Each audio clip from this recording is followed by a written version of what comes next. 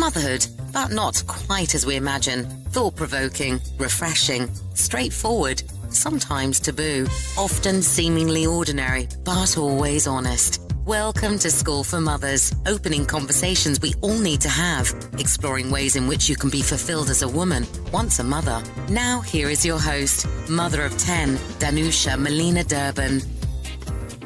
Hello and welcome to a doubly special episode.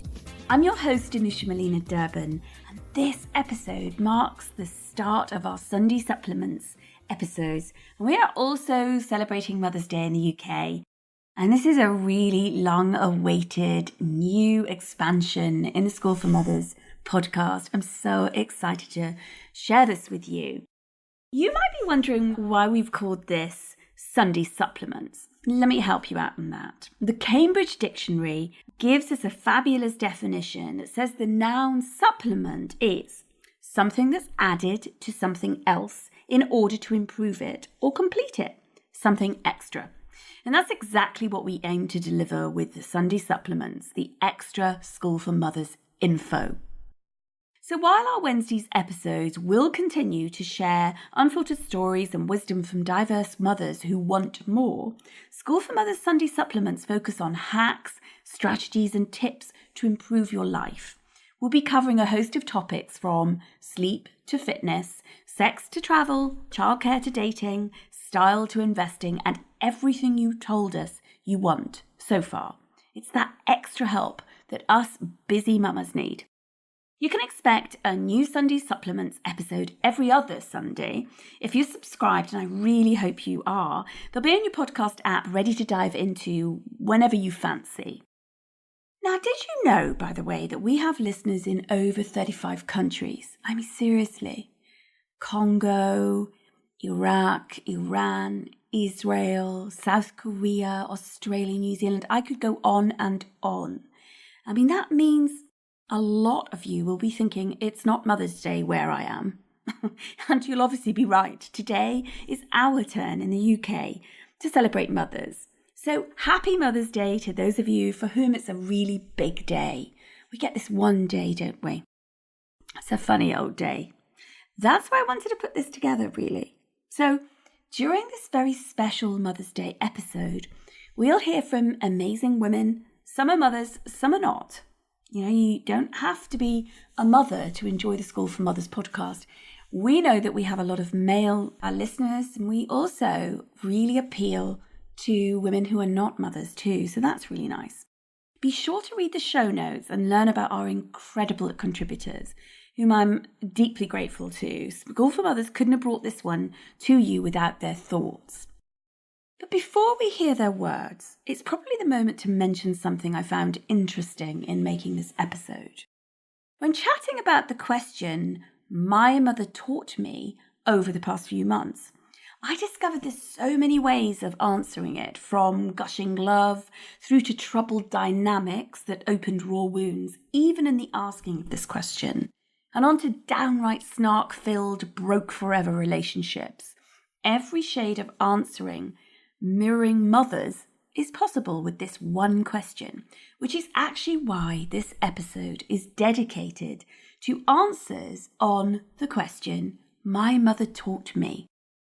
Well, the process of creating this first School for Mothers Sunday Supplements episode really confirms not only love-fueled bonding, I mean that incredible relationship that mothers have with our children, but also the inflammatory, unsettling nature of talking about our mothers.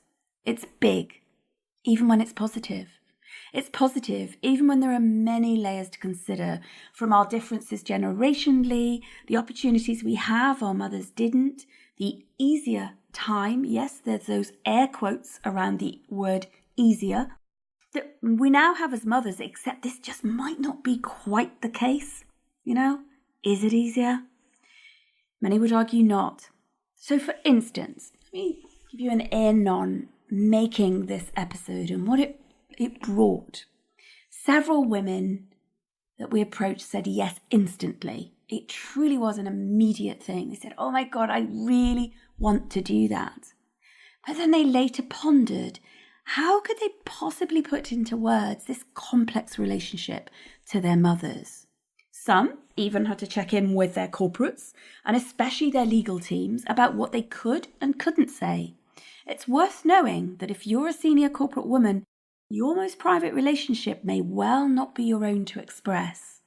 This could come as a surprise, and in itself triggers questions about being women of agency and kind of being wholly ourselves.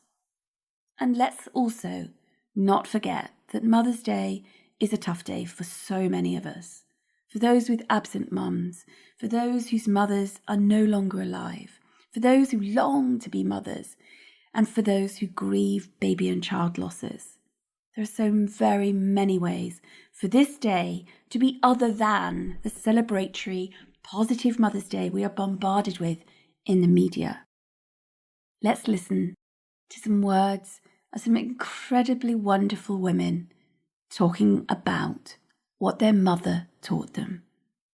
My mother taught me the art of everyday normality. And she's always had a fascination with social history, the kind of, history of everyday folks, salt of the earth types of people. And she's taught me that there's a beauty in not being unusual. I've always known that I'll be loved whether I'm a super success in a particular field or not. And consequently, I receive a similar reaction whether I'm succeeding hugely in life or if I'm not. So, it could be I've been on the BBC today. I'll tell my mum and she'll be like, oh, right, yeah, that's nice. What do you fancy for tea tonight? And sometimes that can be a bit disappointing. Do I sometimes crave a big, oh, we're so proud of you type moment? And the answer, if I'm truthful, is yeah, occasionally. But on the other side of the coin, it stood me in really good stead for so many other things. Things like treating everyone with respect, being really friendly and polite to all, no matter, what their position in society is. Even saying that phrase makes me uncomfortable because I feel so strongly that, everyone deserves respect. And it's kept me really grounded, knowing that I'm loved no matter what I'm doing in life, whether I'm succeeding or failing. And I think the security in that, I think that's priceless. I want to share the story of what my mother taught me. It all happened when I gave birth to my first child, and I passed through the pains of delivering the baby and felt as if I wouldn't want to pass through that delivery process again because of the pains I experienced. On a second thought, I looked at my mom, who was close to me, and asked her, Mom, was this what you passed through? And you were able to give birth to 8 of us? She said, yes. All the time, I look forward to meeting my baby. Ignore the pain. So that was how she encouraged me. I thought she would join me and begin to lament and tell me the bad side of her own story, which would have discouraged me. But she told me the good side of it. She said, ignore the pains. Just look forward to meeting your baby. And that was it. She handed over my baby to me. I looked at that baby, that adorable creature. I loved that baby and I felt I need more. I took a decision. I felt I need to have more. And today I'm a proud mother of 7 children. All thanks to my mom, who encouraged me. If she had discouraged me then, I wouldn't have been able to encourage myself to have more children. Now I'm a happy mother of 7, and thanks to my mother, who taught me to ignore the pains and look forward to meeting my baby. My mother taught me that women needn't be subservient, submissive, or lesser in any way. My mum is fierce, intelligent, knowledgeable, and she knows what she believes in.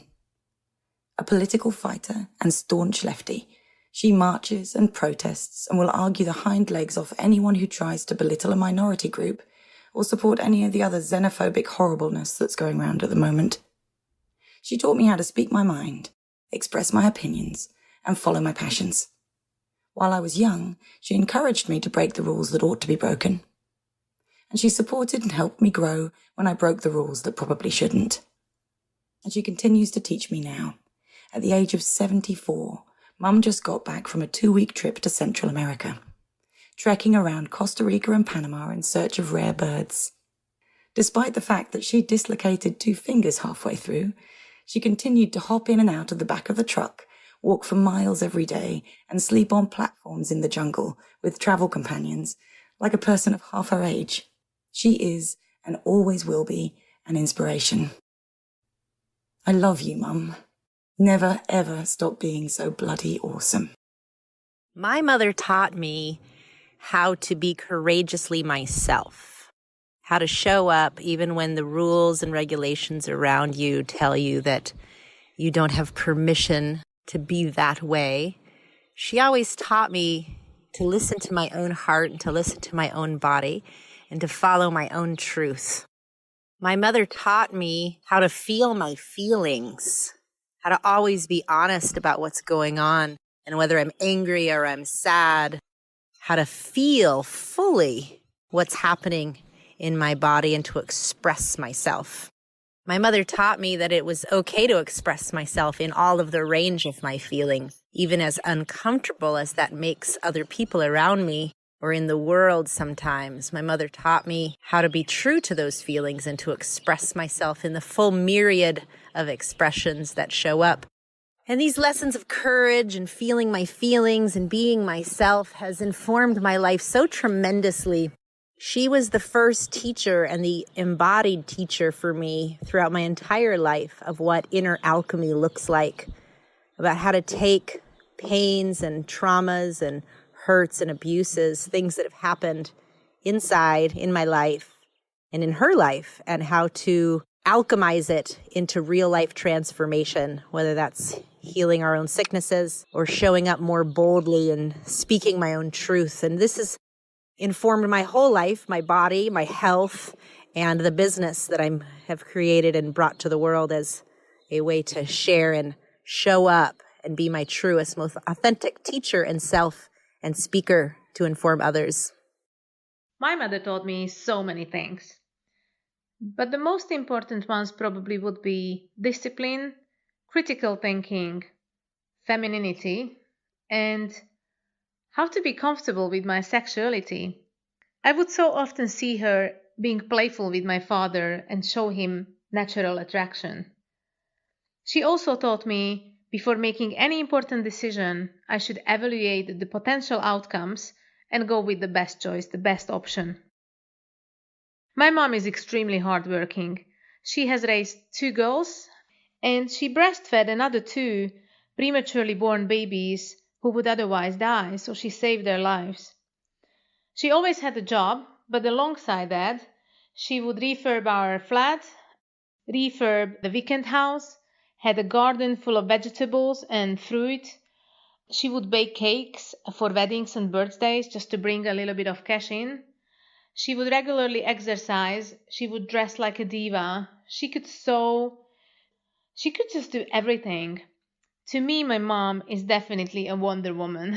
My mother taught me to rewrite my story. Born into a polygamous home where I watched a voiceless mother, a woman who was constantly judged for having too many girls, a woman who was treated like a nobody. I watched her listen to what society had to say, abide by every culture and tradition, whilst struggling to keep her head above water. I was born into a society where women were judged for being single or judged merely for being women. As a young daughter, I learnt my lesson and made my decision. I was determined to make my story different. I was determined to have my own voice, to be courageous, to understand that my choices would be mine. My mother taught me to value myself and do that which sits well in my soul. My first step was to study. This was the beginning of a new chapter in my story. The first opportunity I got, I gained my law degree. I decided that the fear of society or what society might say will not determine my decisions. I chose to be a mother with a voice, to speak out, to be bold and courageous, to seek knowledge, and ultimately to bring up my children equally and treat them equally.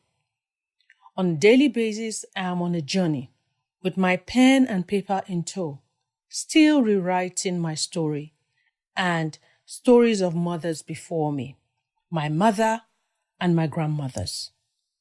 I know that whatever choices I make would be entirely mine. Mine and mine only, ultimately. My mother taught me to be tough. My mum has experienced a great deal of disappointment in life, but it never stopped her picking herself back up and carrying on to fight another day. I think these days we call it resilience, but I do remember her quoting at me when I was young, "If at first you don't succeed, try again." And later when Aaliyah released the song Try Again, she'd often sing it around the house. I think it's definitely shaped the way I approached my career in particular, because throughout my career journey, things haven't always gone the way I've wanted them to or necessarily expected, but I keep on trying, and I do believe that's added greatly to my reasons for success and made me aware of how important it is to keep on striving. I often think about what my life would look like if I'd given up trying the first time that I'd faced disappointment, and I wouldn't be anywhere near to where I am today, nor would I be the woman that I am today, and I like to think that that woman is a great person. My mother also taught me to be kind. She's one of the loveliest people I know, and she inspires and reminds me every day the importance of being kind to others, but also being kind to yourself. My mother taught me to be kind, but mostly the most important thing my mother taught me was to listen to my instinct. She told me it was better to listen to my instinct and be wrong than not listen to it and have been right. This has held me in good stead over the years. What I've done is I've really centred into myself. Sometimes it's a road I've not walked down because my instincts have told me no. Sometimes it's taking on a client as a doula and thinking there's a reason that I need to support this client during this birth or postnatal time. And it's funny because each time the rewards have been great. The few times I didn't listen to my instinct, everything went horribly wrong. But I couldn't regret it because my mother taught me, listen to your instinct and do that. So that's really shaped the being that I am. She taught me to love people, and I love people until I don't. But it's kept me safe in my decision making and in the bulk of my relationships. So there we are. That's what my mother taught me, to listen to my instincts. My mother taught me about getting up and getting on with it, really. Work, family, myself. She always thought I was clever and strong, and that always meant a lot to me when I was a little girl. And I hear all the time other mums asking the eternal question about how do we do it? There's only 24 hours in the day. And when I was growing up, my mum was just crazy busy all of the time. She never stopped. She could flex time like a sort of superpower. And when I look back on it now, I can't imagine how she fit it all in. Life, work, family, it all seemed to sort of merge into each other. She and my dad were a really good team. And despite all the really big challenges that came their way, particularly my older sister Anna, who was born with severe cerebral palsy and needed my mum's full care day and night for 18 years. My mum and dad drew closer together, and my mum always had a career. She was at the heart of setting up the town's first women's shelter, and she went on to management within the local government. So I think that sort of ability to enjoy work and excel at work is a blessing. So no matter how tired I get, I always remember how lucky I am to have had the opportunity. How many women could be where I am if they had the same role models in their mums and teachers and bosses. It's a privilege. So happy Mother's Day to all the mums and my mum in particular. Our mummy taught us to love and be kind and our worries didn't push us down. We love our mummy. My heart cracked open just that little bit wider when I heard the words you've just heard too. Mothers power this world. They really do. Here's to you all. Happy Mother's Day. You know, in a fortnight, School for Mothers Supplements brings you an episode on one of the most important topics we know of: sleep. It's an essential. Many of us have a really funny old relationship to sleep. For a lot of us, getting enough of it is something of a challenge. And that's why I'll be bringing you, in the company of a sleep expert, solutions and strategies for those sleep challenges. Seriously, I can't wait.